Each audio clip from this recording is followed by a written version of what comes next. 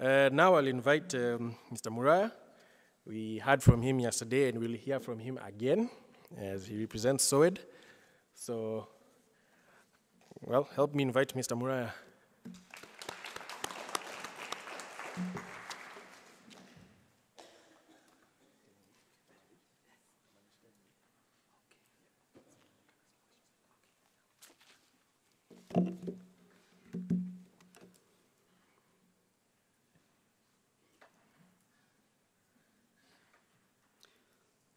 So good afternoon, everyone. It's my pleasure to be here. I'm glad and grateful to see you once more. I am here today to tackle the topic related to poverty eradication and economic empowerment as means of promoting national security. And therefore, in short, I'm looking at the intersection between poverty and national security, and also, if you like, where the empowerment or economic empowerment comes in. But the question at the back of my mind as I stand before you here is, what is poverty? What is poverty and what is national security? Those appear to be the two most critical variables for me this afternoon.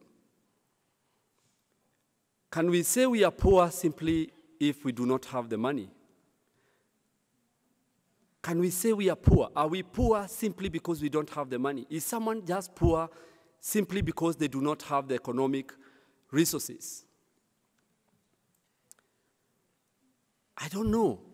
The issue of poverty and who is poor and what is poverty is one that is a bit complex and probably requires quite a bit of research and localization, because the definition of poverty that we get mainly from the Bretton Woods institutions, IMF, World Bank, and so on and so forth, sometimes I doubt whether they really suit our description of poverty here in Africa. And we could say that that definition has been well domesticated to refer to our situation. But nonetheless, what we have so far of the definition of poverty is the lack or the want, is the condition of being deficient, is living without, is what people call surviving oftentimes. And it tends to refer to the lack of economic power or financial power.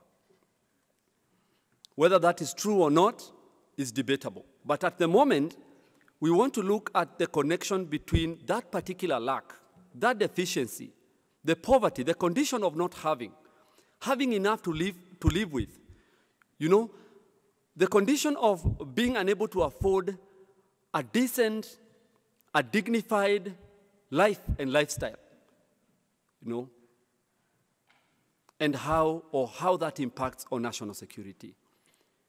And therefore, the other thing that I would also want to demystify is what is poverty, what is national security. And national security has oftentimes been compared or contrasted with human security. And for those of you who have a background in either international relations, peace and conflict studies, or something to do with governance and security, you may understand that the issue of human security is one that is gaining traction, especially in the recent past. However, the definition of national security that would best suit the kind of discussion that we are to have this afternoon is the one that describes national security as the condition where our welfare and well-being as a nation, as well as a people, is permanently protected and continuously enhanced. We can talk about the condition of ensuring that the nation state is secure, but in this regard, I would want to refer much more to the condition where us as a people, as the citizens of the nation state of Kenya, our welfare and our well-being is permanently protected and continuously enhanced. There are several types of poverty that I want to mention very, very briefly. There is the generational poverty, there is the situational poverty, there is the absolute poverty, and there is the relative poverty. And some schools of thought also add urban and rural poverty. It's good that we understand the difference between those kinds of poverty. And the situational poverty is transitory. It is one that is not permanent and appears to have come up as a result of conditions that are not permanent, like when people lose what they have as a result of an earthquake or a volcanic eruption or something like that. But in some cases, I also tend to refer to the poverty that sometimes is associated with young people. Let me share with you a small analogy. There is this old man who once told me that young people can never be poor. And in my condition then, I think I must have looked poor. And the old man told me, I cannot take it on you about the condition that you are in now, because young people can never be said to be poor, because their situation, their poverty is situational, if they are poor at all, because you may never know with tomorrow. And what we said yesterday is that what you have the most is the time. And then there's the generational poverty, which is handed over from one generation to the next. For me, that is the worst form of poverty. It's the one that is oftentimes described when people talk about the cycle of poverty. You know?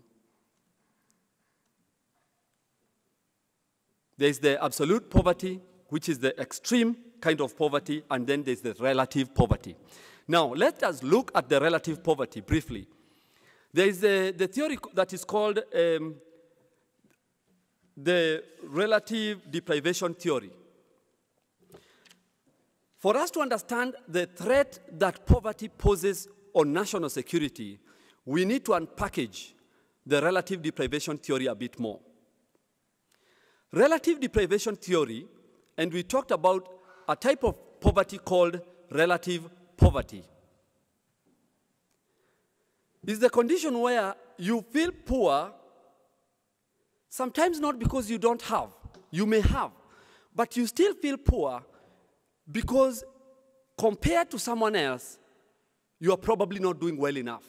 Or where you feel that someone has access to opportunities or to resources that they do not deserve to, or that you deserve much better to have than them.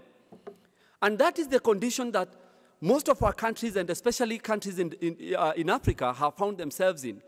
The issue of ethnicity and how ethnicity contributes to insecurity is related to the issue of relative deprivation, where you feel that certain communities have access to resources much more than others simply because maybe they have access to political power,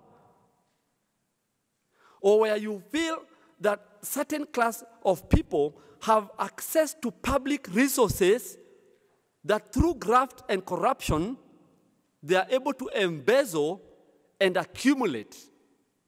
And therefore, people begin to build the feeling of resentment, the feeling of, feeling cheated. Because we are all contributing resources into one national basket for purposes of growth and development. And development is supposed to be equal and equitable. But you begin to realize that there is this cadre of people who, like in George Orwell's book, The Animal Farm, feel much more equal than the rest of us. And simply because they have access to political power, it gives them proximity to common public resources. And these are the people who are also called state predators. And that is the situation that we are in as a country right now, where scandals after scandals are emerging every day. Before you are done with the funds, with the National Youth Funds, there is the Kenya pipeline, then there is the maize, then there is everything every day. And that begins to build the resentment. Now, the father of peace studies said that peace is not the absence of active war, because there are two types of peace, negative peace and positive peace. When you talk about negative peace, it is the condition where we could all be looking nice and good, but there is a lot of pressure building underneath. poverty is a form of social injustice.